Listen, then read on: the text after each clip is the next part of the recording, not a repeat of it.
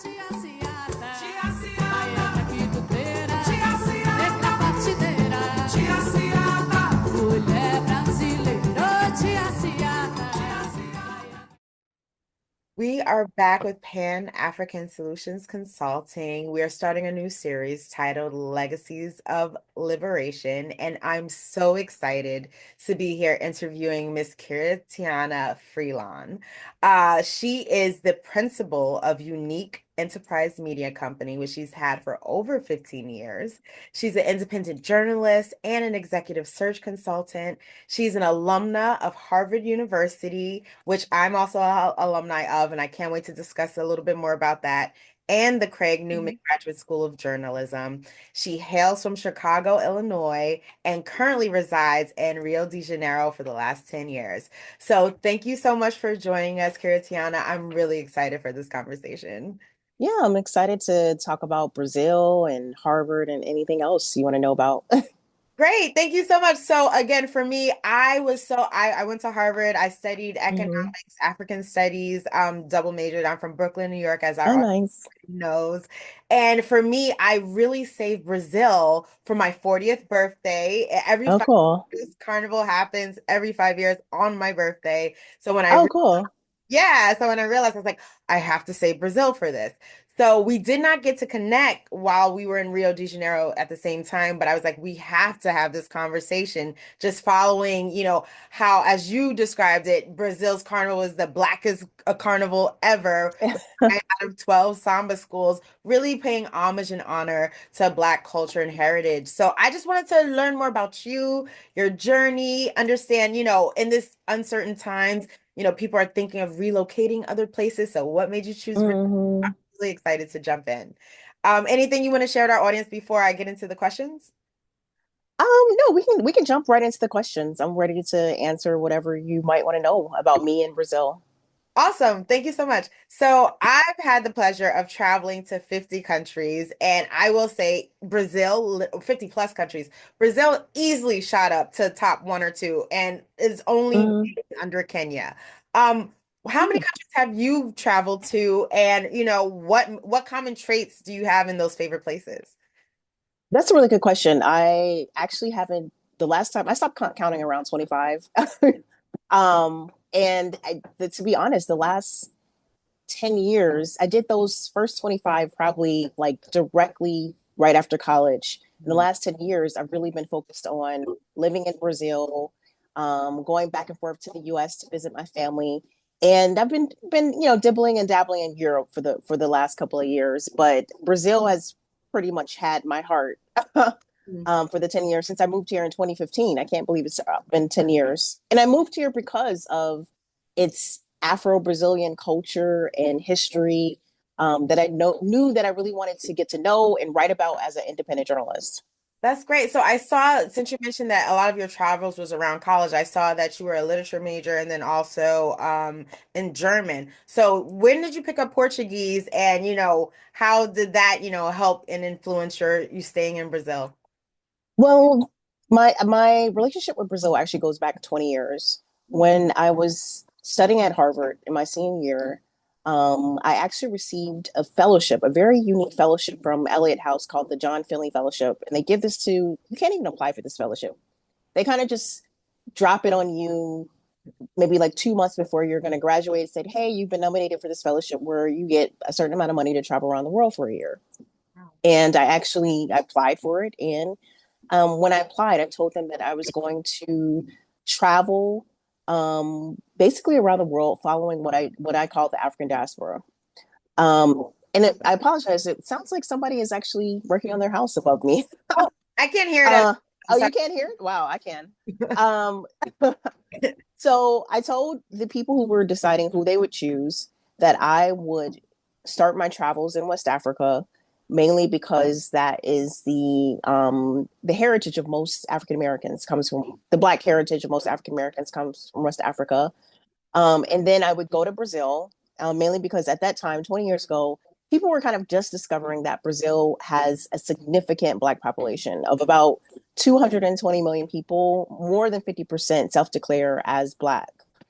And I would actually say that even more have actual Black heritage or are descendants of Black people. Mhm. And then told them that I would actually travel to Europe because that was kind of a new place where Black people were immigrating to in the last, say 40 years.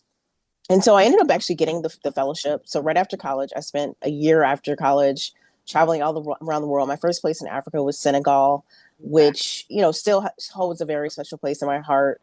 I didn't make it to Cote d'Ivoire, but I made it to Mali, which is actually almost impossible to travel to these days because of recent just insurrections and etc. Traveled to Guinea Conakry, which a lot of people still don't travel to because it's very difficult to travel to. Ghana, of course. And it was the perfect introduction to Brazil because once I got to Brazil, I could see the direct connection between West Africa and Brazil. And the interesting thing about Brazil is that most of its African descendants, Afro-Brazilian descendants, have roots in more so Central Africa. Maybe like 70% of the Black people have most of their heritage coming from Central Africa, and then there's 30% that do have a significant part in West Africa. And so when I got to Brazil, I got landed in Rio de Janeiro. I stayed here for a couple of weeks, and then I kind of made my way up to Salvador eventually because I knew Salvador was the blackest part of Brazil, and that's what everybody says. Everybody says that Salvador is the blackest part, and I don't deny it. But people don't actually understand that there are Black people in every single part of Brazil. And the least Black part of Brazil actually is only 20% Black, and that's in the far South. Only 20% Black. I mean, think about it, because in the US, 20% Black, that's considered a significant city. So I made my way to Salvador, and that's kind of where I just fell in love with Brazil. I think I probably had a similar experience to you where you're just being bombarded with just Blackness, whether it be through music, through drums, through carnival, through religion. I even did carnival there. My first carnival in Brazil was actually in Salvador, which has a very different carnival than Rio de Janeiro. Their carnival is more centered around what they call Afro Blocos and Afro Shades, which are directly connected to the Afro-Brazilian religion. And I think from there on, I was like, wow, I'm a believer in Brazil. And I think also one of the things that made me very intrigued by Brazil is because of the diversity of its Blackness. I mean, America, I think the interesting thing about America is that our Blackness has traveled all around the world, mainly because obviously we live in America, we speak English. It's our culture just kind of spreads to other people more so than it coming to us. Yeah. But when I got to Brazil, I was like, wow, I have never been to a country where they have, because, hundreds and hundreds of different types of black music, different types of Black religions, different types of, people still have a strong connection to their African heritage that, we're not saying that we don't in America, but it's obviously been evolved into something very significantly different. And so from there on, I knew that I wanted to maintain this connection to Brazil and return to Brazil to actually live. Mm-hmm. So what ended up happening is that, I spent 10 years doing work in marketing, working on the Olympic and Paralympic Games. And I decided that I wanted to actually go back to journalism school to get the skills to become, a real professional journalist. So I went to City University in New York, the Craig Newmark School of Journalism. And directly after graduating, I moved to Brazil 1 year before the Olympic and Paralympic Games in 2016. So it was a perfect timing to really come to Brazil and write about it and make a living off of it. And I decided that I would make my home Rio de Janeiro, just because as a professional journalist, Rio de Janeiro is a better place to kind of situate yourself. But to this day, I still return to Salvador 3 or 4 times a year and continue to write about Salvador. And also, it's been interesting living in Brazil for the last 10 years because I've really been able to see their kind of movement for Black movement for social justice and rights really blossom in a way that is actually probably one could say is not happening in the United States, at least right now. Wow, that's amazing. And that's a lot. And I love how you took us through the journey of how, like, your education, the opportunities that Harvard provided allowed you to see the Hmm. world and inspired you. Similar for me, I was joint double majored, concentrated, double concentrated, joint concentrated, as we say, in economics and African studies. And while at Harvard, I had the opportunity to, because I was African studies, study abroad in Ghana. And then I studied abroad in Kenya, where I also had the opportunity to travel to Tanzania and Uganda Oh, nice. while I was studying Swahili, during that time. And then also while I was at Harvard, I believe I mentioned, I took a course. I got my certificate of proficiency in Spanish, certificate of proficiency in Swahili, but I also was blessed Hmm. to take a class called Portuguese for Spanish speakers. So, Oh, nice. your mind is open to, the world and how other people operate is really important to have that immersive experience. So Hmm. of that, you mentioned the fact that Harvard had the fellowships to allow us to really see the world. So that's one I wanted to touch on. Two, I could not agree with you more. It was so palatable, the differences between Rio Carnival and then also Salvador Carnival, but they were all unique in their own way and all played Hmm.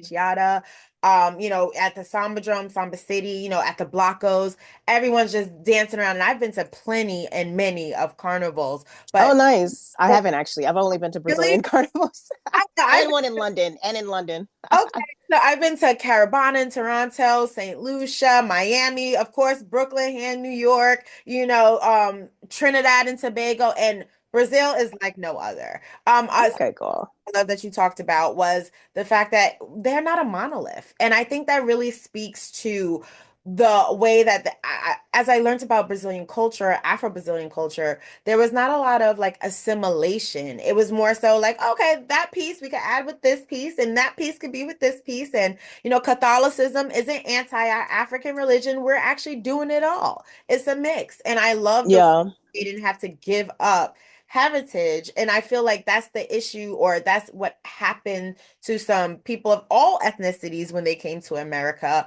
It was like, okay, that was old country. We have to put down old country language. Even in the South, if you're Black American, we have to put down the way we speak in the South to now assimilate to up north. And, so Latino people giving up Spanish. A lot of Puerto Ricans now in New York can't even speak Spanish because their abuelita said, no, you need to just speak English. So I really love how you mentioned that in Brazil, like from the culture, the music, the dance, the language, the religion, how it was really just kind of like a mix and not really assimilation or anti, as they grew. So I love that you spoke about that. Well, not necessarily. I wouldn't say like that they didn't necessarily assimilate, but we just have to acknowledge that there's differences between the way that Portuguese people ran their colonies and the way that British people ran the colonies, and there's differences between Catholicism. I guess I've come to realize that when captured Africans were made to turn Catholic, etc., for some reason, I don't know what the Catholicism does, but for some reason their culture does the African culture does remain stronger. Whereas, when you say when captured Africans were made to turn Protestant, there really is a much stronger suppression of the African culture. And so that African culture kind of goes through this evolution that appears further than African culture, probably than say the Afro-Brazilians. Their culture seems, it just feels a little bit closer to the original thing. It's obviously still different. It's not the same, but Yeah. it feels closer to the original thing. Whereas the African American culture, it's evolved, and maybe we don't even have those original African religions, but Mhm. that spirit of the African religion is still within us.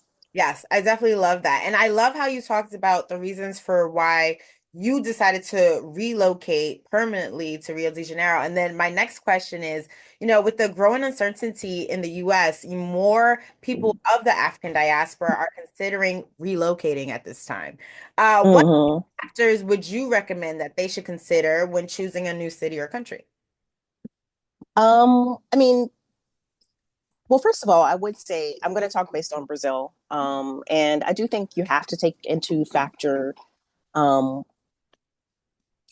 what is the current um, feeling of.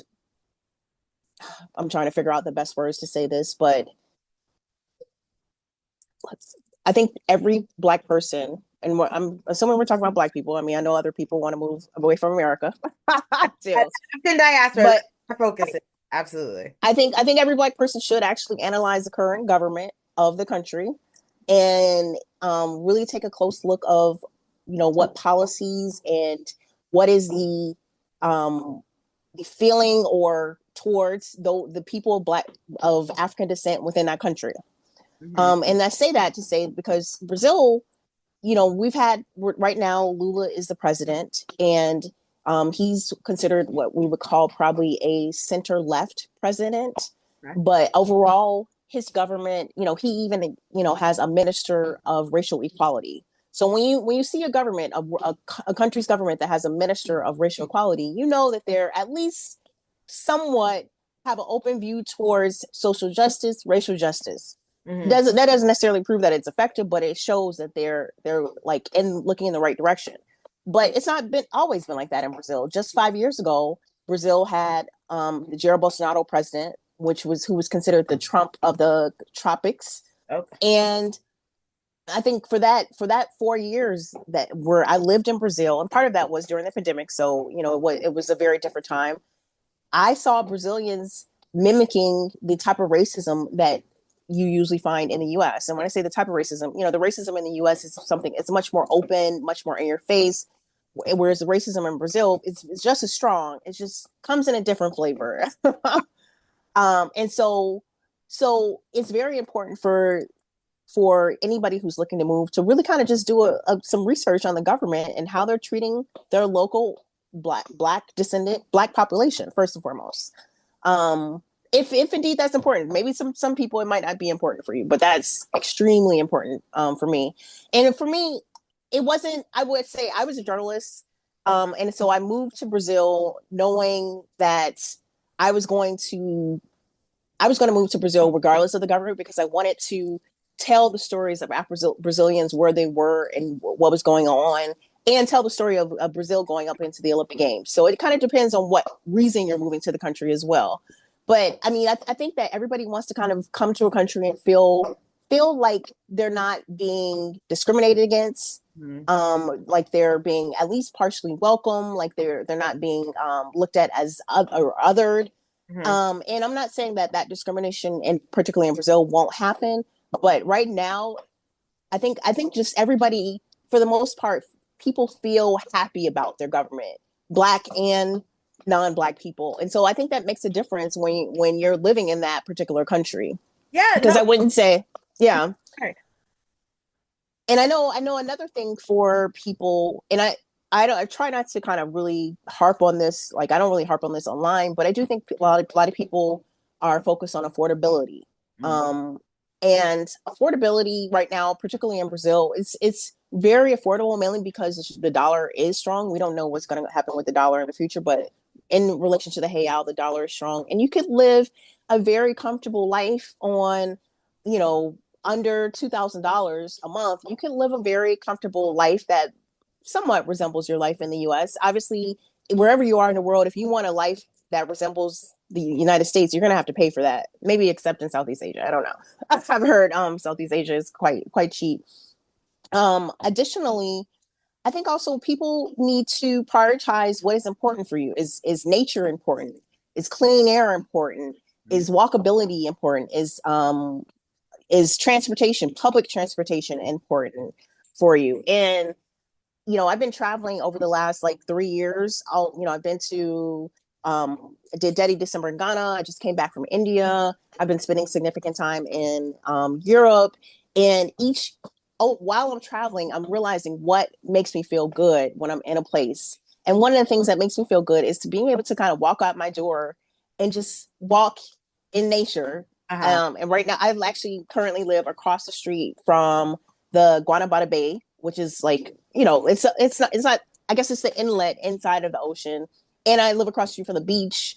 And I live across the street from a huge park. And I could just literally cross the street and walk for 20, 30 minutes in, nature. And in some countries, you just can't do that. And so that's something I realized I can't live in a place where you can't do that. I also realized I love being able to smell fresh air. And that's one thing you can get in Brazil. I mean, I'm not saying that it's every place is going to be clean, but they got some fresh air here because they got a lot of tropical forests. I will second this fresh air. Coming from the States, New York, one thing, my skin, like my Hmm. skin, I was having like, breakouts or something. My skin is so dry. Hmm. As soon as I got there, my skin was not even an issue.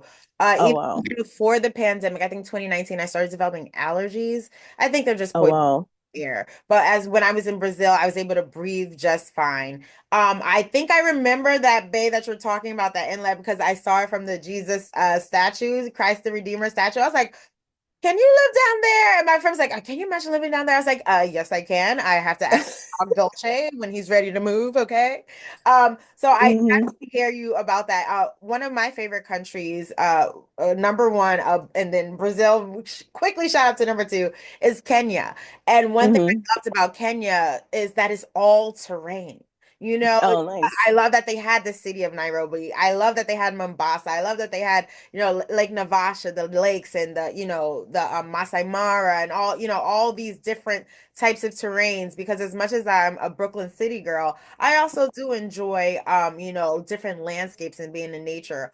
Also, similarly for me, when I look at different places I would like to reside, or countries I want to visit, or cities I want to visit, I realize for me being on the coast, I have to be in a coast. Same here. I will. Okay. I'm similar. I love. Well, Paris is one of my favorite cities. It's obviously not on the coast, but it does have a little river that runs in the middle of it. But coasts are very important to me, and yes. And so, like when I was in Zambia, I lived in Lusaka for about a year. I'm sure they have rivers, but it was almost a little miserable because I was not around a beach Oh, or really? Oh, yeah, wow. landlocked. It's a landlocked country. So that was something that was important to me. So I love that you mentioned that. Also, something that's important to me with choosing, you mentioned about the government and things like that. Let's not forget that there are other types of racism in African countries, in Black diaspora countries. For instance, That's true. Yeah. one thing I loved is that everywhere I looked, on the billboards, the news anchors, the newspapers, ads, everybody was Black. I loved it. However, then I realized there's this thing called tribalism, where they have different Mm. ways of dealing with different people, and still a kind of categorization, or strategization of the people. And also, at one point I had to argue with people. They're like, "Oh, you're a Wazungu." Hold up, wait a minute. Don't try to other me, okay? I'm your dada. If you're not calling me, hey, sister, I don't want it, okay? So, I mean, I think that that's something that, us as Black Americans, when we do look to relocate or find other places to maybe have a second residence or places to invest in, those are important considerations. So I really appreciate you saying that. My, Just one yeah, one thing I want to add is I think people should prioritize ease of setting up a life in another country as well. Um, because some countries you have to work a lot to, be legal, get that apartment, get that apartment furnished, or there's some countries that just aren't as easy to just kind of set yourself up, and so I do think that people should prioritize how much effort they want to spend those first couple of months really getting situated. yeah, I agree. Some countries, they're just like, you have to have X amount of money in the bank account before you even get their equivalent of the social security number out there, so that you can have, sometimes you might need to partner with a local so you can get residency somehow. So I totally agree with you on that. I want to turn it back to your journalism career, because you said that was one of the main Hmm. reasons why, as after you left, you came back and really went to focus on that during the Paralympics and Olympics. How did you curve out your niche in social justice, Afro-Brazilian communities, and Brazilians' political and economic landscape? Like, how did you know that? It's interesting. I mean, it was actually fairly easy because, and this, it's been interesting to see this kind of evolved over the last 2 years. So when I first got to Brazil, I've always been writing about Black people, but it was a mix. I was writing about this, the development leading up to the and Paralympic Games. After the Olympic and Paralympic Games, I could sense that something was happening amongst what they call the Black movement in Brazil. Like something shifted between 2015 and 2016. And so I started writing about it. And I find myself, interestingly, I was actually one of very few people in all of Brazil writing about Black people. Like at that time, you didn't regularly see articles about Black people, even in their own general newspapers or daily newspapers. So it was very interesting to see this because some of my articles would actually be like picked up by Brazilians. Like it was almost like they were reading about themselves through me, which I found kind of strange because I wasn't actually writing for them. I was writing for Americans or people who spoke English. And it was very easy to become known as a specialist in Afro-Brazilian culture or news because very few people were doing it. But in the last 10 years, as like I said, there's been this incredible evolution of Black social justice, of just even the regular media embracing Blackness. And so these days, when I write an article about Black people, I'm like one of hundreds. I'm like, not, it's just nothing too different at all. So I really actually have to make an effort to write something that's even more unusual or stands out because there's so many more people with this particular beat. And so, I mean, one of the things that I think when I first started writing about Afro-Brazilians, I came in with the perspective that African Americans, in terms of racial justice and social justice, were further along than Afro-Brazilians. And I don't think I was actually incorrect. It was just like, based on I was looking at our access to education, our access to wealth, the laws that the United States had. And it was, I would say technically maybe I was correct, but it wasn't quite the right perspective to have when you're writing about another population of Black people. Like you just shouldn't come in saying, oh, I think, America is better or America is better than this. And also I think also when any person, particularly Black people, move to Brazil, they're always looking at Brazil through the lens of an African-American person. So they're looking at the racism through the lens of an African-American person. They're looking at wealth through the lens of an African-American person. And it's hard for them to really kind of see the nuances that are going on because they only know American style, whatever. And so over these past 10 years, my knowledge of Brazil has just like deepened. And so I don't write about it. I actually don't write for that perspective of trying to kind of like zoom in on what's particularly wrong going on or bad about living in Brazil as a Black person. I actually try to write about Brazil, trying to share with English speaking populations, like showing them, okay, this is what the Afro-Brazilians are doing. We need to learn from them. I can give you an example. Brazil actually has the most successful affirmative action plan through higher education ever. 20 years ago, when they first implemented in a state school to, reserve a set of percentage of spaces within a very prestigious state university.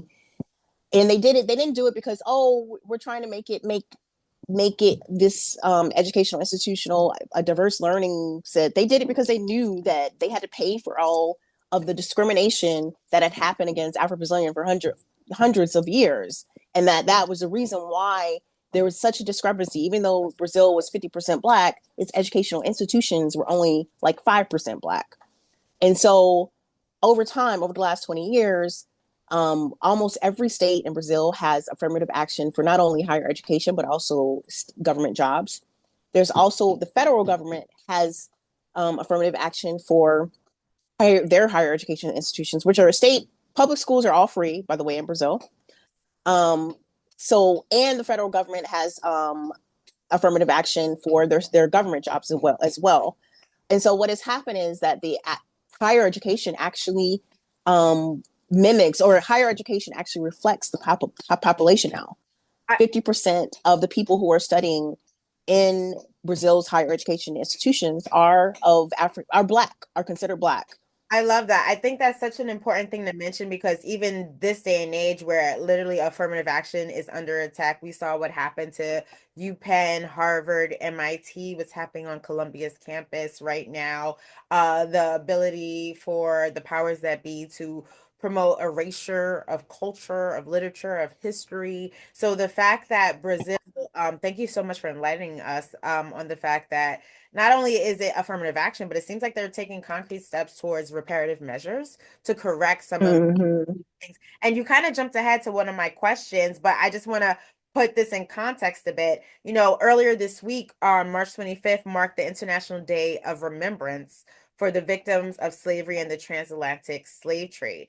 Um, when I was in Salvador, I actually had the opportunity to stand at the Mercado, to stand at the church where the enslaved people ran, to stand at the spot where Michael Jackson performed "They Don't Really Care About Us," and Mm-hmm. really feel that. And I love how you talked about, the evolution of it. But I was actually surprised to learn that Brazil was one of the last countries in the Americas to abolish slavery in 1888. I also love seeing while I was there, you mentioned this earlier about, when you're looking at your a country and how to choose where to, resettle or relocate. The government's willingness to, be accepting and not as others. One thing I really loved was the embracing of the LGBTQ community out there. And I feel like it was different than in the States. In the States, I feel like in New York City, it's hard for me to go to that parade because I don't want to see naked people. I don't want to see nipples anywhere. You know what I mean? Mm-hmm. But out there, it wasn't in your face. If you see a transgendered person, they were just kind of, just living their day-to-day life. It wasn't like, look at me, I'm doing all of this. I'm a person trying to live my life. Even during one of the blocos or one of the parades in Salvador, straight men were actually encouraged to dress as women, I believe in honor of Tia Ciata or any saint or, that they were doing. So I really like that because I felt, even though I don't identify as LGBTQ, I love the fact that if they feel comfortable being somewhere, then I'm going to feel comfortable being somewhere as far as the idea of oppression, looks, and things like that. So my specific question for you is, I really love seeing Tia Ciata's legacy and Samba honor during Carnival, especially during Black History. Oh, Black woman. Well, I was there for a little Black History in America and also Women's Month.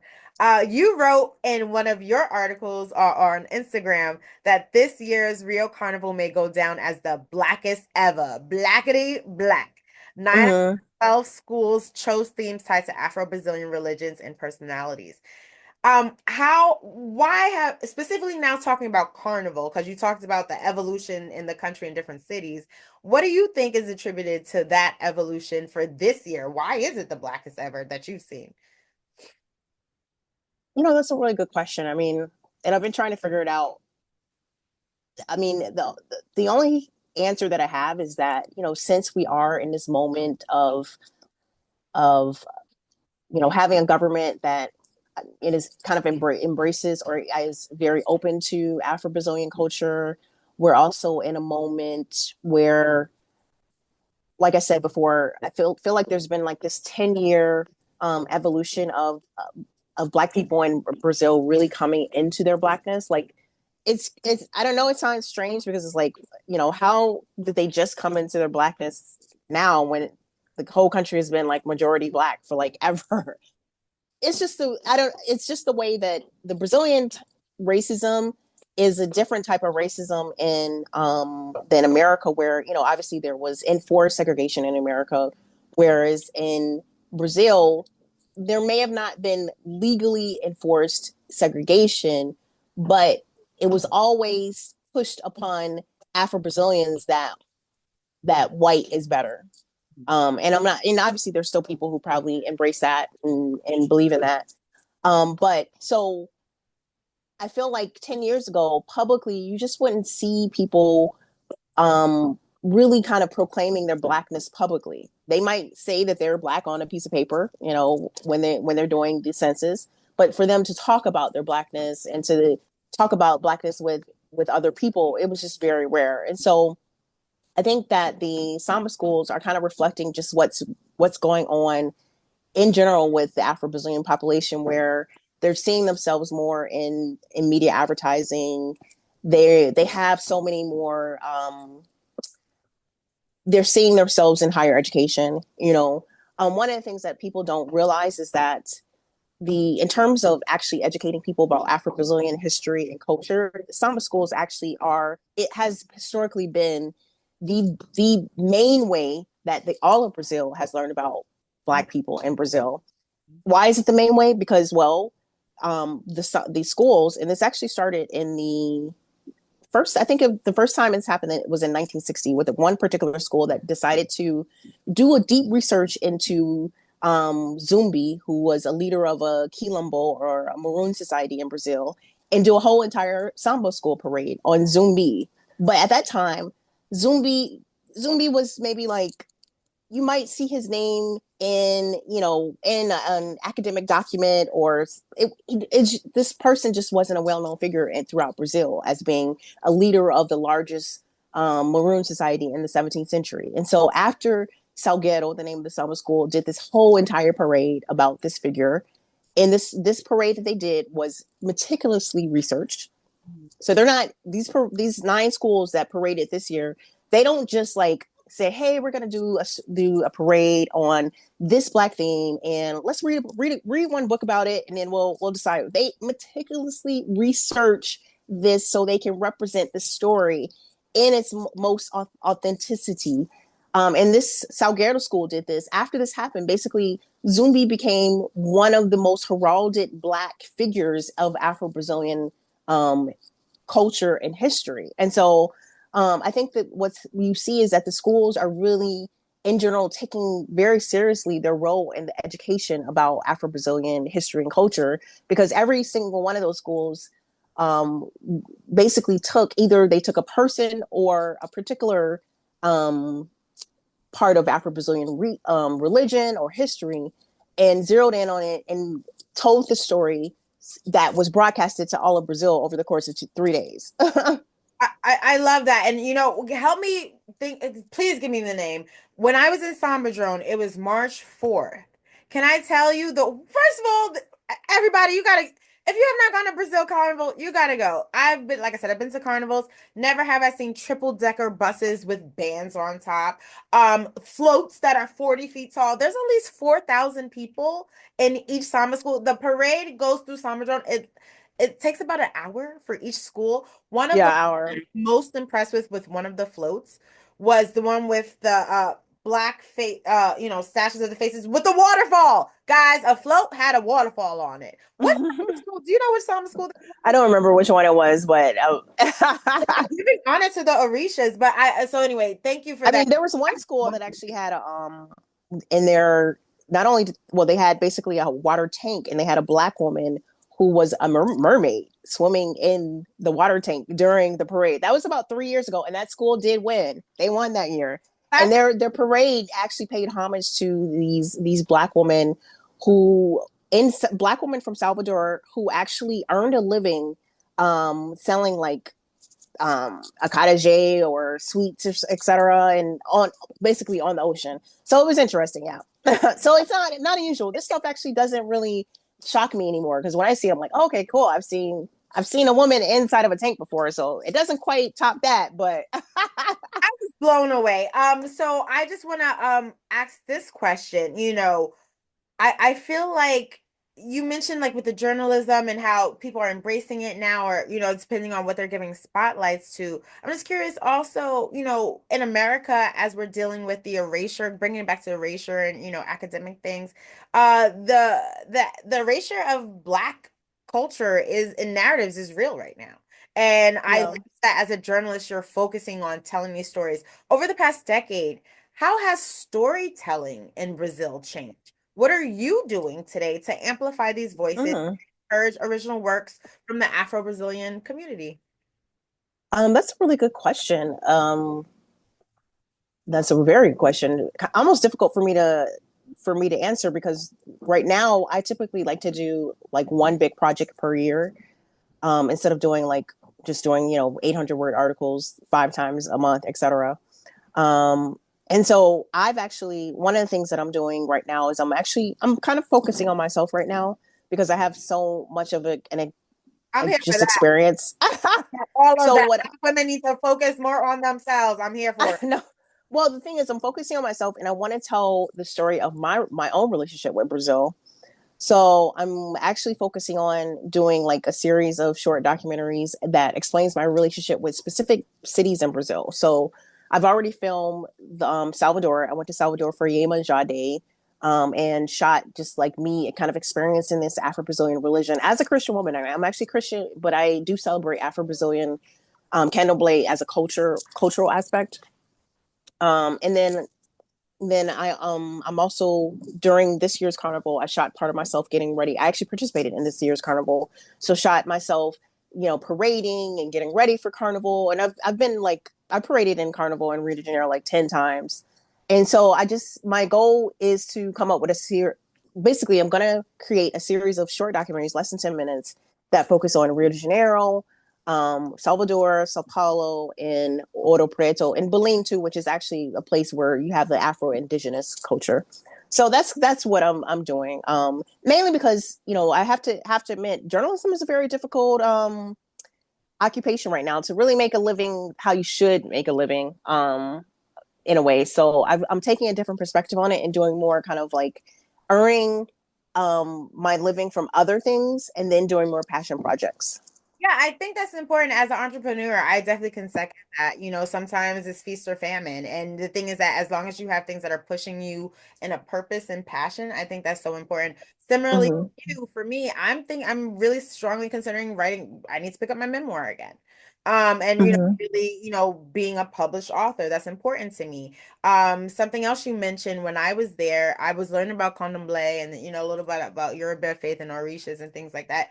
Again, I identify as a Black Christian woman, really Pentecostal, but, been lately, singing in choirs of Baptist churches for, as a member. Mm-hmm. But even me one time, and mind you, our hotel in Salvador was like the top floor. The windows were vibrating with all the lights from everything. But even through that, I was able to fall asleep because I'm a New Yorker and we used to noise, right? In the morning, these drums woke me up, these African drums, and it was the band Flaco Elaye. Oh, This okay. I know it was probably Saturday or Sunday morning, because that's when they go out. They do their opening in their own neighborhood around like 7 to 10, and they come all the way at 2 in the morning. yeah, I'm no, pretty sure it was Saturday. exactly when it was. And I called my friends. I was like, guys, I don't know. Mind you, do you hear the drums? It's such a weird thing to say because it was so much noise anyway. But I was like, no, these drums just woke me up. And spiritual thing, and I gotta go to the streets.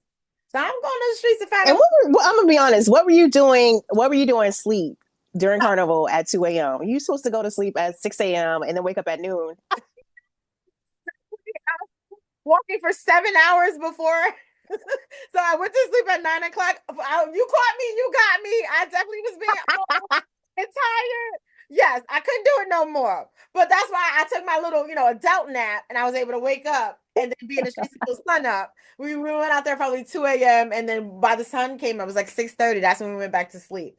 And it was Okay. amazing. So I really love that you spoke about that. And also like just the different vibes between the different cities, and how they express themselves differently. I love that. So as we wrap up, I just have one more question. And then Mm-hmm. And also, I want to say one thing. Ask your question. I want to say one thing before we wrap up. absolutely. Okay. Okay. So, one thing at Pan African Solutions Consulting that's really important to us is really facilitating cooperation and collaboration amongst the Black diaspora around the globe. Mm-hmm. So I'm just curious to you, the question to you is, how crucial is Afro diaspora cooperation today? In 1814, during an active slave trade, Cano dos Arcos, the governor of Bahia, stated, the division among Africans is the strongest guarantee of peace in Brazil's large cities. This peace he was alluding to came at the cost of Afro-Brazilians' liberation. What are your thoughts? And mind you, this was during the time Brazil did not end slavery until 1888. So he, basically keeping them separate was the way to keep them oppressed, right? So what are your thoughts on the power of division and cooperations? In what ways would you encourage us, the audience, to facilitate more cooperation? And I love what you're doing through the binders of international reporters. So please let us know your feelings on that. That's a really good question, because people don't really know this, but Brazil actually, the Brazilian government, which has still to this day is run mainly by men of European descent, white men. Though there are Afro-Brazilian Congress people and senators, etc.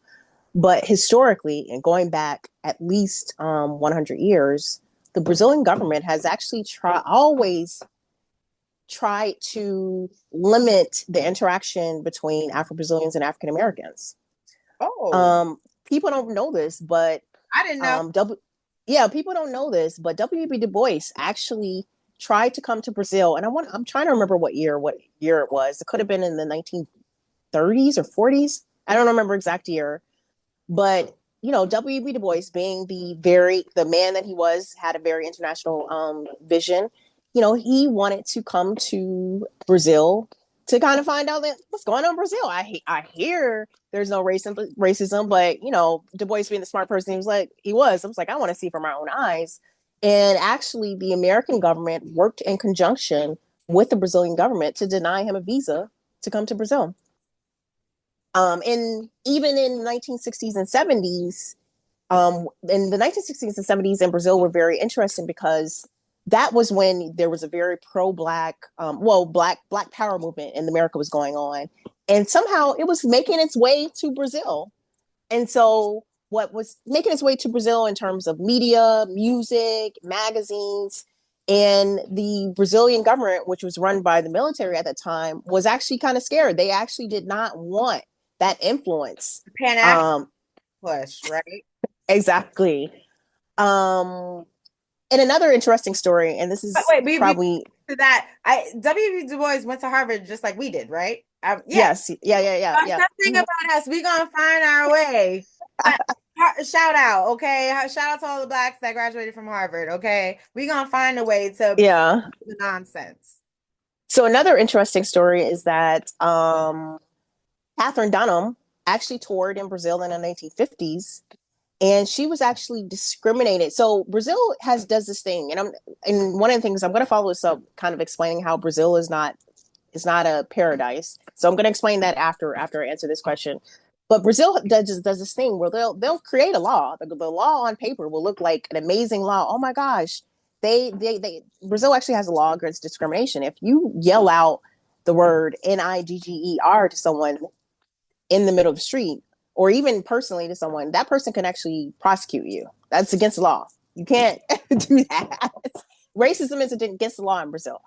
And so they've had this law actually on the books for probably they've had a version of this law for at least 70 years. And people don't know this, but when Catherine Dunham, the famous dancer, she came to Brazil to tour, and she was discriminated against at a hotel in Sao Paulo, I think. She was actually the first person to actually sue against discrimination in Brazil, which is so interesting to me. I need to write about. I need to either do a social media story or something about that so people can understand that. So I guess what I'm saying is that, and I'm not telling you stories of American intervention and saying that we're trying to save Brazil. No, I think actually what's happening right now is that African Americans need to actually learn from Brazil. What have they been doing down there? Something, okay? We don't got the right way. Can you help us out? Even in Kenya, when they just had the revolution against the government taxing them without representation in the finance bill, Generation Z, they were just like, no, we're using our phones. We're doing this. Can you word us up in America how to do this? Because there's other ways of protesting. And that's why for us, this series on Legacies of Liberation, that's why we want to learn from other places, because there's so much as far as cooperation, collaboration, knowledge sharing. I couldn't agree with you more. And so one of the things I would actually encourage people, well, first, I would encourage people to learn Portuguese. I mean, that's obviously a very significant investment. Like you're not going to learn Portuguese just in 1 year and have the ability to communicate, but you learn Portuguese. And also, with media right now, everything has subtitles on it.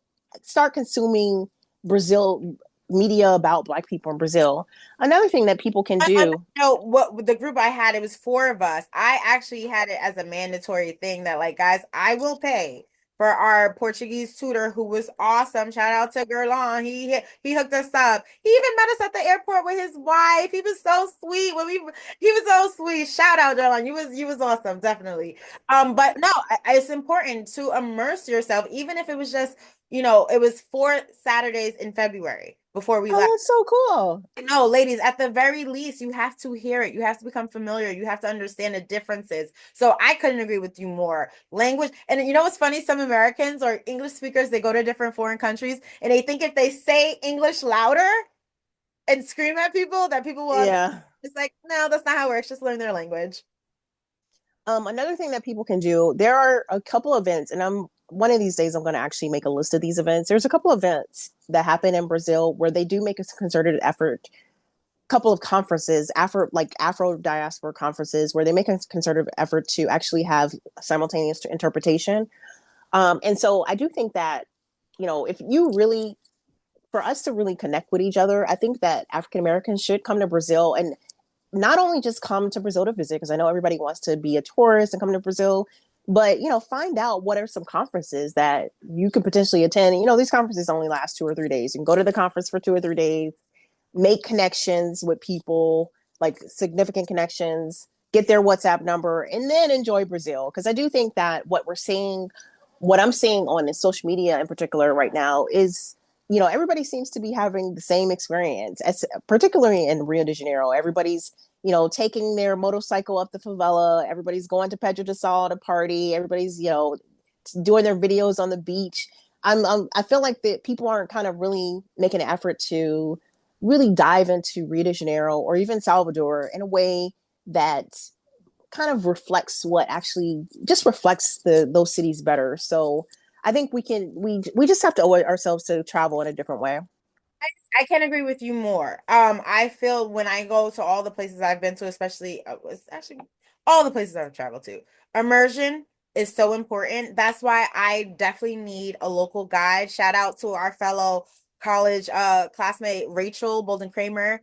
Her brother-in-law, actually Marcelo, he took us around in Salvador and we got the real deal. Oh, With nice. the locals. I don't want to just go to, the touristy spot. I want to, I'm a Brooklyn girl. I just want to post up with the locals sometimes. So I could Hmm. more. I want to learn even though I noticed I lived in Portugal, I wanted to understand there's a difference between Portuguese spoken in Portugal and Portuguese spoken in Brazil. I need to know the local slang. I want to be able to, immerse myself. So I couldn't agree with you more. So in closing, is there any final words? Please let us know. Well, one, before I do that, I want to thank you. This was such an informative, conversation. I knew it was going to be full of jewels and so fruitful for our audience. Um, and also inspirational. Good to hear about your journey. How at Pan African Solutions Consulting is really important to get these narratives out, to get the stories out, to encourage others to embrace self-care, your care, world care, caring about others, uplifting others. And I feel like that's a part of your credo and mindset. So anything that you want to share with our audience, last words, and also including how can we stay in touch? We want to see this your documentary or your series. How can we follow you? Please let us know. So I guess I wanted to end by saying, this has been, obviously, I've tried to focus on the the positive side of Brazil, I hate that word positive side, but obviously I'm trying to be more positive when I'm talking about Brazil. But one thing I want to underscore with people when it comes to Brazil is that this is a place of opposites. Like, if you see one thing that's true, the exact opposite is going to be true as well. So, for example, we saw these Samba schools doing entire Samba school parades on specific stories within Afro-Brazilian religion. And to the person who doesn't understand Brazil, that shows, wow, they are very open to these religions. They embrace them. Well, at the same time, the exact opposite is true. Religious intolerance is extremely high in Brazil, particularly from the perspective of evangelical Christians. And to be honest, majority of the evangelical Christians are Afro-Brazilians because, when evangelical Christianity spread, it touched the poorest people first. And the majority of the poor people in Brazil are Black. And also, I remember you were talking about, just seeing LGBTQ people so open and relaxed. And to this day, whenever I go to anywhere in the world, and I'm like, man, I don't think for example, I went to Ghana. I don't even think I saw anybody remotely. Maybe one person. There was one person who I think might have been gay, but he wasn't obviously claiming to be gay. I didn't see when I go to places and I don't see transgender people. I feel weird. I'm like, where are the LGBTQ people? But at the same time, what happens in Brazil is that the violence towards LGBTQ people is extreme in Brazil. So even though there are pockets of places and where LGBTQ people can feel safe, once they leave those pockets, it's not as safe as all. And there's obviously a security issue in Brazil too. That's one thing I forgot to mention, because I think for some people who, when they're moving abroad, safety is going to be very important to them. And obviously I've managed, even though I've lived in Brazil for 10 years, over the course of those 10 years, I've actually been robbed / somewhat assaulted like 4 times. So safety is an issue in Brazil. But nothing has happened in the last 5 years. I don't know what I'm doing different than the first 5 years. And so So I guess what I'm saying is that Brazil is a place of opposites. When economy. one thing is true, everything, when you see, just saying, even in terms of wealth inequality, there's filthy rich Brazilians, there's very poor Brazilians. It's all over the place. Yeah, and I think it's important that you say, especially as Black Americans or anybody of the African diaspora who's willing to move and relocate to another place, knowing that, for instance, Brazil is the country that has the largest populations of Black diaspora people outside of the African continent. It's important to not glamorize. It's important to not fetishize. It's important to not put on the rose-tinted glasses and really see, what this place has to offer. So I appreciate you because you gave me some thoughts. As I said earlier, I had to ask my dog Dolce if he was down to move. He said yes. So we're gonna start looking into places in Brazil. But seriously, thank you so much. I really appreciate your time. And how can I Mhm. follow you or stay in touch and involved? I guess obviously my name is Kiratiana. I have that social media handle almost everywhere except for TikTok. So just look up Kiratiana on Instagram. And that's probably the best way to get in contact with me. Great. Thank you so much. I know we're going to be in touch. I definitely plan on visiting Brazil again and seeing you come to New York or at the next Harvard conference where we were able to connect a little bit in September of 2024 for the Global Change Makers, which actually Pan Mhm. Africans right here was a sponsor and I was one of the organizers. So thank you so much for your time. Thank you You're so much welcome. for your leadership and thank you for being a trailblazer and journalism in Brazil from the from the Black diaspora perspective. It's important. You really resonate the importance of getting our stories out, sharing information, and we will not be erased because of people. Mhm. So thank you so much. I really appreciate You're you. welcome. All right. Okay. Peace. Bye.